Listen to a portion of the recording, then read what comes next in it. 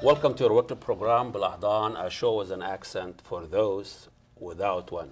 So, Ramzi Salti was born in 1966 in Lebanon, French educated in Beirut. He completed his high school education in Jordan, where he graduated by earning his British GCE, which is General Certificate of Education, and توجيهية, صح توجيهية, high school, right? ايوه كده. التوجيهية دي اللي ودتنا في داهية في مصر. طيب التوجيه 83 he moved to United States, earned his BA in French, in English. My goodness. So obviously you were looking for something, the multifaceted phases of your life. You just keep exploring and shopping for your passion. And I know you are in Stanford. You teach an Arabic department, Absolutely. but it seems like your passion is in music. Yeah. So, I mean, that's such a great way to start this interview officially, Ahmed, because I love teaching. I've always been teaching all my life. And I used to teach French, and then now I've been teaching Arabic at Stanford for 17 years. And basically, after 17 years of teaching Arabic classes, I decided, I was almost 50 and I wanted to do something in addition to just teaching. I'm like, is this it for me? I'm 50. I'm going to be teaching Arabic for the rest of my life. It's a beautiful thing to do, but I would like to explore one more thing. What do I really love? And the answer was music, especially Arabic music, and particularly new and independent Arabic music. I mean, we all know, Fairuz and I don't know, Amr Diab and Nancy Ajram, but that is not my they have tons of publicity. Yeah. I wanted to showcase those amazing, especially young people coming out of Egypt and coming out of the region who were singing about, freedom and equal rights and just beautiful songs and don't have big recording contracts. So the only way to get them on the radio in America was through joining KZSU, which is Stanford's radio station on 90.1 FM. And from there, having a show that I called Arabology, which is now on the air. And every time I play this music, Americans, just like you, Ahmed, they call me to say, wow, this is Arabic music. This is amazing. This is so new. This is so daring. The decision that you focus on Arab music and the young generation in a time where people are kicked out of airplane for speaking Arabic. This is amazing. I mean, it is a context of what's going on in this country, and the Islamophobia and singling out Arabs, and in that context, you start. When did you start your station? My radio program began about 5 years ago because I started to feel exactly what you're saying, Ahmad, which is that there is such a systematic negative stereotyping of Arabs and of Muslims that was happening. It's on TV, it's in the media, and you can hardly blame Americans when they tell you, this area is all this, or all Arabs are like this, or all Muslims are like this. You can hardly blame them because the media is not showing them anything else. So most of them have not traveled there. They don't have any, sort of real life experience in the Middle East, especially in the Arab world, let's say. And I felt, well, I got to do something about this. What can I do? Well, we got a radio station right here at Stanford University. We are live on 90.1 FM. The whole San Francisco Bay Area listens to us. Why not make a show that showcases the positive side of Arabic culture, that shows a different side to Muslims, that shows a different side to Arabs of all religions from the Middle East? And so my show is really to counteract those negative stereotypes. And I'm glad that I'm on the air, and I'm glad that I exist. With you, I was introduced to your station and your music through my daughter. So tell me through the process of selecting those songs and who makes it to the air, and the way you give us context, the way you give us starting background. at number 20 with an amazing group. Their name is 47 Soul, and they had. So let me begin, if I may, by asking, what is your daughter's first name? Sarah. Sarah, tahiyat la Sarah for showing her dad this whole new genre of music that's coming out of the Middle East. Because I was like you, Ahmed. I mean, I'm in my 50s, And I did not know about this amazing kind of music that was going on. So growing up, I used to listen to the mainstream music, Rotana, TV, etc. And I didn't realize that there is a sort of a subculture and that there is an amazing amount of musicians who are mostly younger and who are making stuff that is world class. So right there, the fact that your daughter is mixing Western and Eastern genres, Arabic beats with, Western beats, creates this new fusion. Now, at first, I was very disturbed because somebody told me we're going to remix Fairuz. Yeah. We're going to put hip hop beat to Kulthum. And I'm like, Astaghfirullah al-Azim. How can you do that? This is Kulthum, she is pure. But then I realized that what they're doing is actually making Kulthum available and accessible to a whole new generation that's growing up on hip hop and on. So that those kids, they're not like us. They're thinking Kulthum is beautiful, but they're not going to listen to it like we did. They don't have the same affinity. But if you take Kulthum and sort of remix her, or Asmahan or Fairuz, then they start loving that song, and that leads them to go and discover the original. So to me, it's about keeping our icons from Abdul Halim to Fairuz to whoever alive for the new generation. And basically, I think what you were talking about when you're talking about your daughter is this fusion. It's called world fusion, music fusion, and my show loves that. So if you have, something like half English, half Arabic, I'll do it, I'll play it. And like you said, the decisions are not easy, Ahmad, in terms of there is so much coming out of the Arab world that you have to decide what are you going to play. But I insist on one thing, which is before I play a song, I want to be educated about it. I want to know about the band. I want to know how to pronounce their names. I want to make sure that when I speak about them on the air, I am not saying anything that would, hurt them or any misinformation, Yeah. So at this point, every day I get emails and songs from bands coming from all over the Arab world. In Syria, there is in Syria, there is a happening, haram, wallahi haram. There are such talented musicians in Syria singing about we just want our freedom, we just want to live, and the music is beautiful, and the words are like Arabic poetry. And haram, they are like, they hardly have an internet connection to upload the song. And then I listen to it and I play it, and people in America go, wow.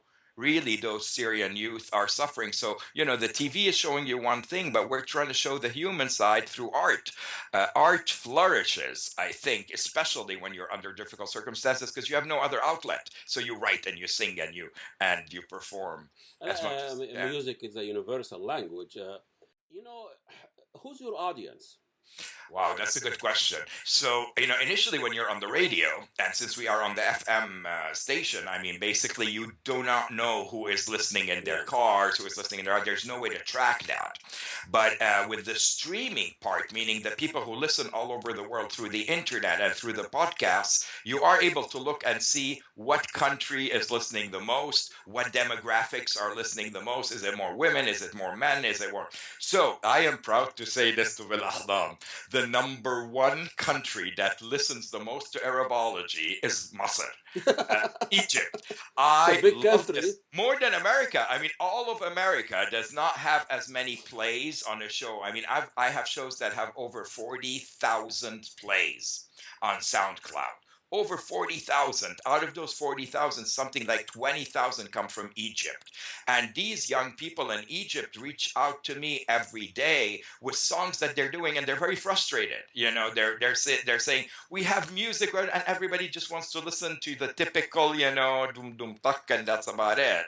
And they have great music, and no one listens to them. So I've tried to, get them to be heard right here. So the demographic tends to be a lot of Arab Americans and a lot of Americans who are interested in indie music, and maybe a little bit of a younger demographic than I am. But I'm hoping when people see me, they'll say, hey, he's old and he likes it. Maybe we can also, jump on board. I always have this argument about when Abd Halim, when he came, he was also progressive, and he was like the guy that actually moves on the stage. Nobody moves before Abd Halim. Everybody stage. Kulthum sits. Once he stand up, everybody cheering that actually she stood up. Right. And he was like the Elvis Presley. The guy's breaking a lot of culture. But he represent his music and his love represent a very romantic, idealistic, platonic love that I could not relate to. I don't want to be so critical. This is like, it's an iconic figure. Right. His love always NG, the upper middle class, rich, blonde, standing in a balcony. I've never seen anybody like that in my life. شعر الحرير على حرير مين يا عم? So tell us a little bit about that journey of music from Abd Halim Kulthum to Lena. So, I mean, Abdul Halim, you're right. Abdul Halim and even Kulthum to a certain degree when they were alive, they were a little bit for the elite. I mean, there were people, they were popular, and yes, the people loved them, but also the elite kind of loved them and appropriated them. And I think that made them a little bit inaccessible for the average person who couldn't go to the concert, who didn't have time to like go to a 4-hour concert by Kulthum, dress up, etc. Whereas the music that I love in Masr is Shabi.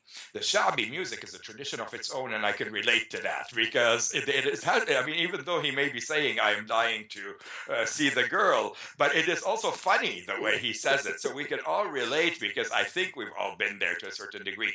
I think that hip hop comes from Shabi, meaning Shabi music is what turned into hip hop today.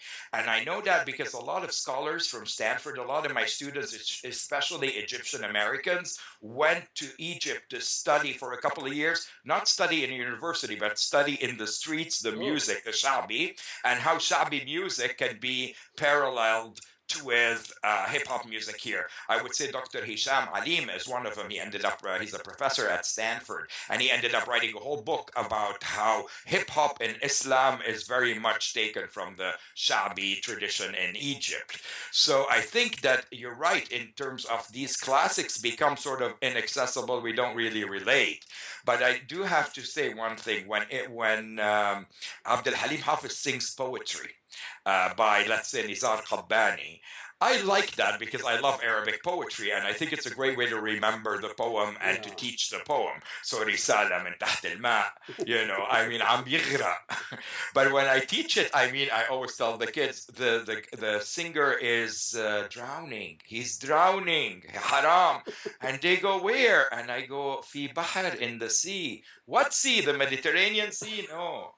في بحر الغرام. Oh, wow. بحر الحب, in the sea of love. Yeah. And they all laugh because it's so exaggerated, but at the same time they remember the whole sentiment and the poem which was originally by Nizar Qabbani. وما عنده life jacket, حرام عم بغرق. It doesn't get wet either, but he's still ابدا بيطلع شعره حرير لسه. شعره حرير مين يا عم؟ محمد عبد المطلب.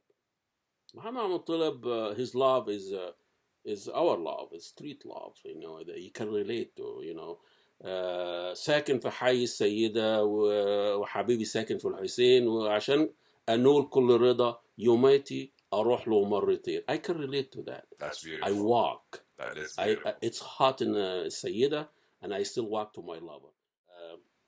In Arabic poetry, and you talked about your affinity to poetry, when you talk to your lover, you talk to her as a third person or as a male.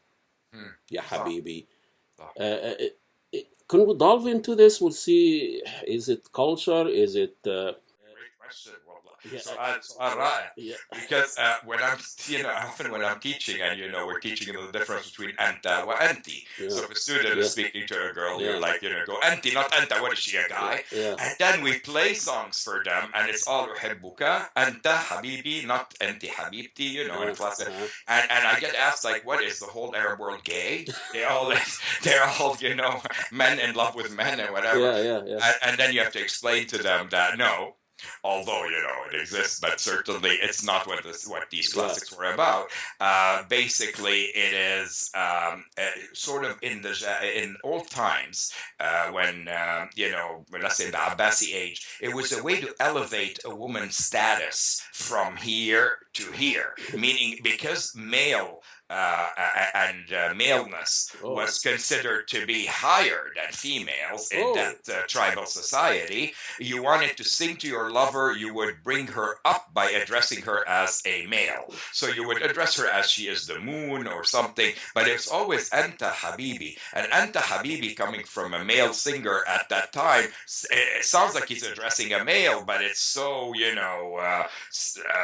passionate that it's actually a female that's being elevated. And that tradition kind of continues because even in modern commercial Arabic music, you still hear, Amr Diab saying Inta Habibi. And certainly I think he's singing to women. I hope so. No, I think Arab men are socially gay. Well, I'm going to quote you on that one day. But let me explain if you're going to quote me on this. I think we are socially gay, sort of the actual sexuality of it. We touch, we hug, we sit on each other's lap, and that's what I saw. People hugging, kissing, and that's what we do. Arab men hold the hand, walk together, hug, and this. You walk as a gay man, and nobody will notice because most people will hold the hand, most people will hug. As opposed to if you are a gay person in a small town here in southern Illinois, whatever.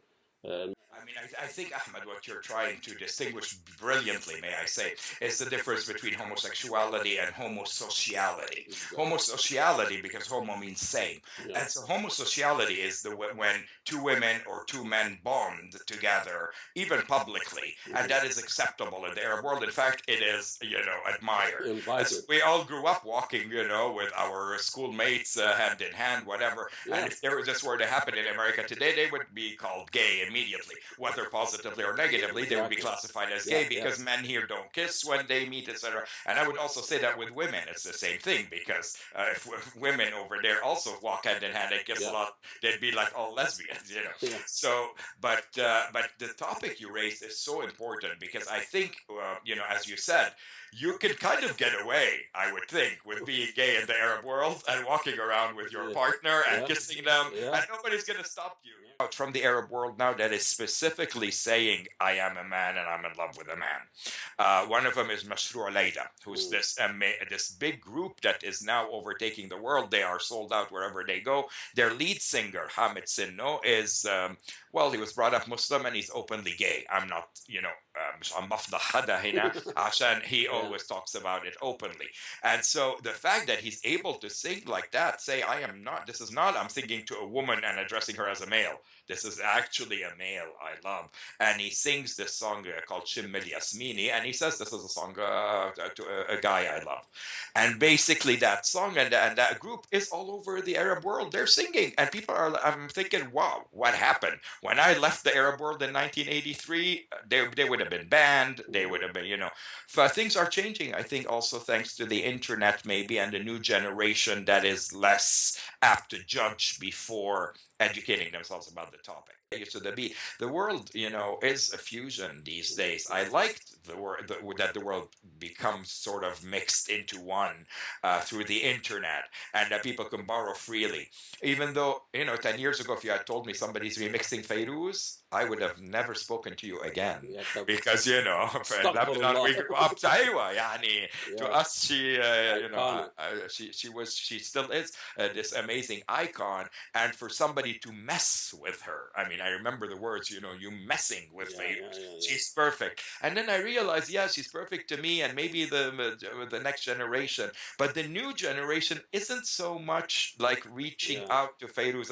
You want them to discover that, but you gotta begin by making it accessible. So I'm actually the other week I played a Fairuz remix by a DJ from Egypt, I think, and he did a great job. He remixed Akhir Ayyam Al-Sayfiyya with like a very electronic tune, and when I played it on the radio, everybody at the radio station who don't speak Arabic, they were dancing, and I'm like, they're dancing to Fairuz, but when I play regular Fairuz, they kind of like, everybody goes about their business. They don't understand, who she is or what the words mean. It pegs the issue of commercialization, and the music, like any art, becomes a commodity. and the industry control that. Like iTunes will make more money than any other artist. I mean, everything has to go through iTunes, Apple, or whatever. But what you do, you are avoiding this, and people control their own art. And someone said, I think it was in a film she was in, they said, she's too good to be famous. Once you are commercialized, once you are famous and they come in with the endorsements and the commercial deals, you lose your own voice. You become a product, and you can say, you cannot sing this anymore, and you can't say that. So people like Yasmin Hamdan, who is fiercely independent, is, touring the world doing great things. And also as an Arab woman, she defies so many stereotypes because she's a musician, and she writes and she sings, and she's iconic, and she's very free with herself without being in any way cheap. And so, there is this whole idea of packaging musicians that I see in America. You look at the Grammy Awards. I mean, do they really represent the best and most potent music that came out this year? Or is the most, powerful music the one that is not being acknowledged? And by virtue of not being acknowledged is actually superb music. It is maybe scary to the establishment. The one who really introduced me to American music was Casey Kasem. Yes, and I he love was that. the way he educate us and in his style, and I think you have that magnetic, mesmerizing. Wow, that's that's such an amazing honor. But go on, Ahmed, because I do want to say something about Casey Kasem. And go ahead. Your distinctive voice and your the flow of language that you use to describe different songs. I mean, assuming, and I don't want to be presumptuous here, that is he in any way affects the way you've been attracted to music and to your show? So, I mean, when I was, I was born and raised in Lebanon, then moved to Jordan. And throughout that time, even though, we didn't have radio or, like free radio, or I couldn't be on the radio at home, I would listen to Casey Kasem or know about him and pretend I'm him as a kid. So I would hold, the hairbrush and be, the top 10 songs for this week are, da, da, da. And people were like, what are you talking about? I go, well, if I could choose this week's 10 songs, they would be this. And they would include Arabic and English and French songs or whatever. But I love the idea of like being able to present the best of the best for that week. So when I came to America in 1983, I was 17 years old, and I went to Santa Clara University, and I turned on the TV, and there's Casey Kasem in the flesh, speaking and counting down. Well, first of all, the fact that he is of Lebanese descent rocked my world. I felt so proud. Wow, Arabs are represented on TV. This is back in the 80s, right? And his name, Casey Qasim, Al-Qasim, you can't get more Arabic than that. And it became Kasem. And I like that because, Ramzi became Ramzi. So it's malish. The fact is, people loved the fact that he was of Lebanese origin and he was presenting this, and we couldn't wait to tune into TV. There was no, cable or anything at the time, but we turned into TV to watch Casey Kasem do his top 20 countdown. And even as a student at Santa Clara, I would watch and go, God, I would love to be able to do what he's doing, but for like Arabic music, because I know Arabic, and it would be my way. I wish I could have a TV show. At the time, I was still in my early 20s. Do a TV show where I could bring Arabic music because there's such great music coming out.